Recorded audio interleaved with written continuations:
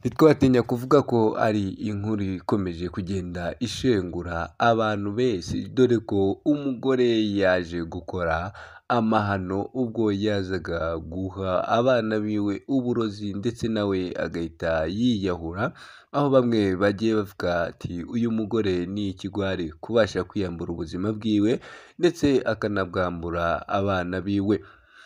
Ni inkuru rero twavuga ko tugiye kukugezaho, ariko mbere y'uko tuyikugezaho twagira ngo tukwibutse kureba hasi hano handitse ijambo subscribe ukagenda urikanda, kuko hano kuri hot news ariho uzaza ukura amakuru ya buri munsi. Twavuga ko rero ari inkuru igomeje kugenda itungura abantu benshi nyuma yo kujya hanze, aho umugore yihaye uburozi anaroga n'abana be batatu.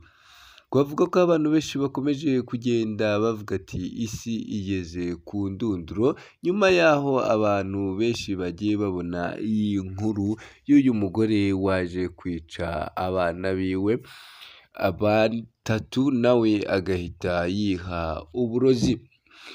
Ni umugore w'imyaka 29 n'abahungu be 5 bahise bapfa nyuma yo kurya uburozi kuri uyu wa gatatu ushize.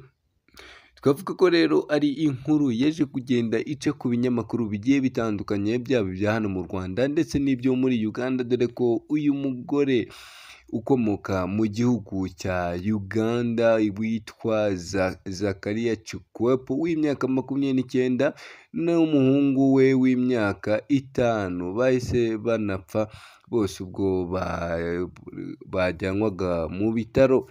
Ibi bikaba byabereye mu kagari ka Nabigambo mu murenge wa Mutufu, mu gihe abandi bana babiri bakirwariye mu bitaro nubwo bamerewe nabi, dore ko ubu burozi ngo bwari bwabageze kure mu mubiri.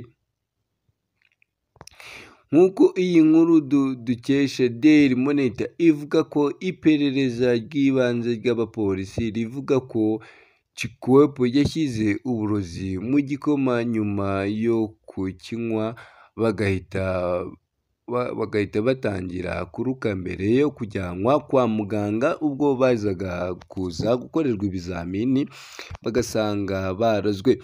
Umuvugizi wa polisi muri Eldion Roger Tikayiki avuga ko Francis Muchanga w'imyaka 5 yapfiriye ku kigo nderabuzima cya Budadiri, mu gihe Chikwepo yapfiriye ku bitaro bya Mbarare. Abandi bana babiri, Melvin Womba w'imyaka 10 na Sam Muziga w'imyaka 7 baracyari mu bitaro bya Mbarara, dore ko bakomeje kwitabwaho ariko bakaba bameze nabi.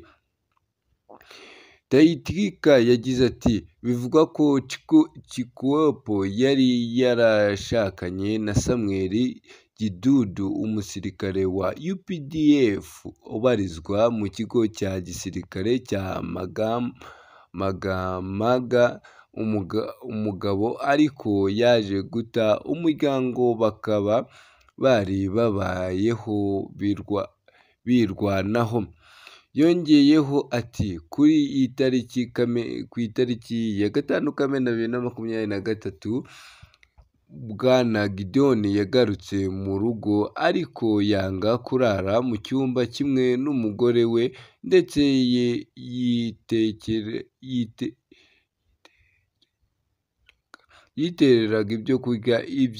yitekeraga ibyo kurya bye ku ruhande. Ibi bivugwa ko byateye Chikwepo gukeka ko afite undi mugore, maze kubera umujinya afata icyemezo cyo kwiroga anaroga n'abana be batatu.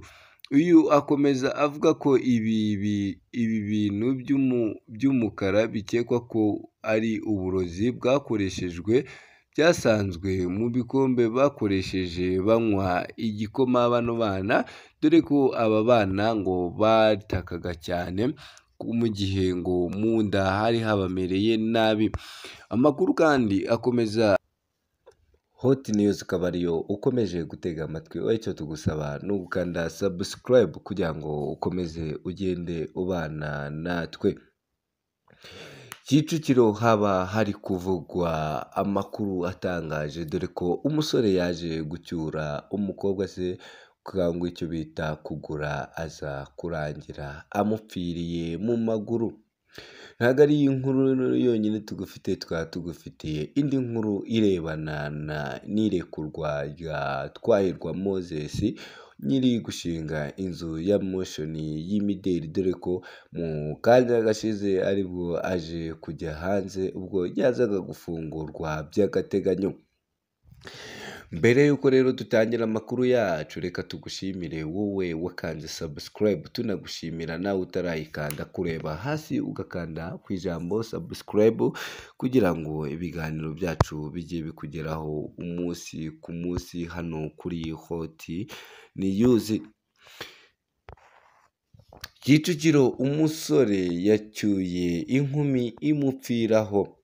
Umusore wo mu kagari ka Nyarurama mu murenge wa Kigarama mu karere ka Kicukiro yatahanye umukobwa bagombaga kurarana maze apfira iwe, ahita yishyikiriza urwego rw'ubugenzacyaha RIB.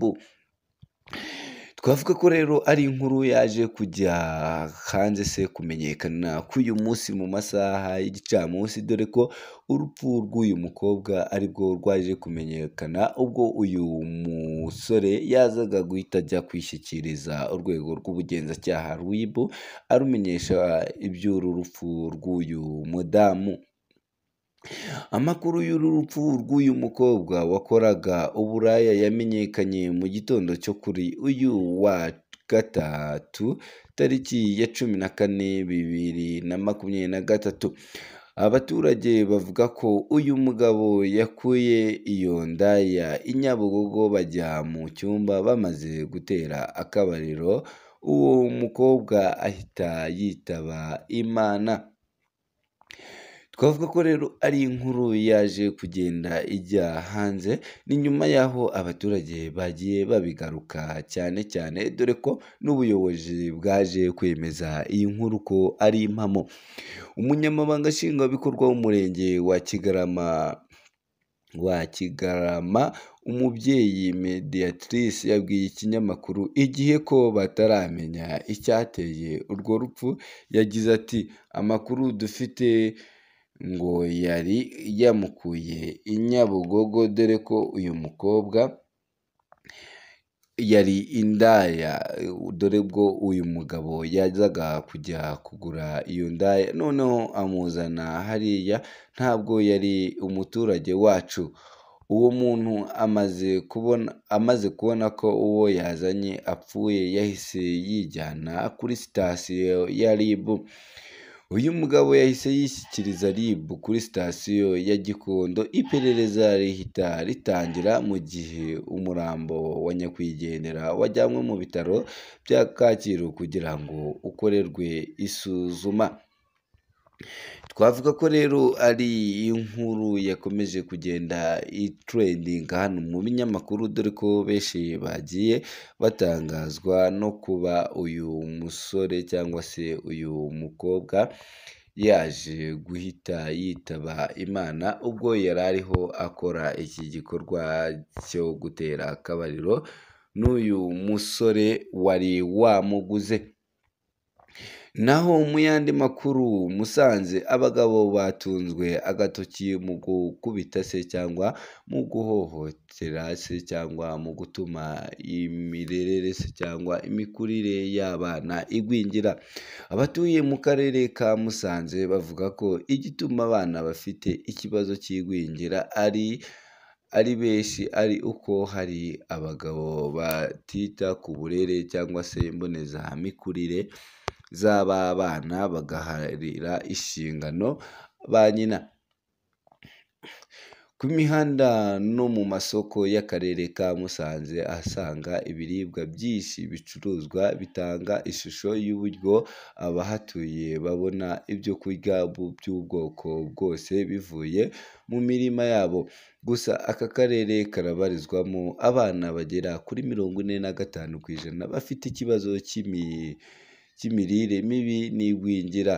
Mu gutangiza iki cyumweru cyahariwe ubuzima bw'umubyeyi n'umwana, ababyeyi bagaragaje ko igwingira rikomoka kuri bamwe muri bagenzi babo bahugira mu mirimo y'ubuhinzi bakibagirwa kwita ku bana babo babyaye bikwiriye. Nyirakamana Fiona utuye mu murenge wa Kinigi yagize ati "Imbogamizi nk'abanyakinigi tugira wenda ntabwo ari ku ruhande rwanjye, ariko hari abumva ko kugomba kubanza imirimo mbere tukita ku bana nyuma. Icyo gihe mbashishikariza ni ugukora iyo mirimo ariko n'umwana bakamwitaho kugira ngo agire ubuzima bwiza." Ibi kandi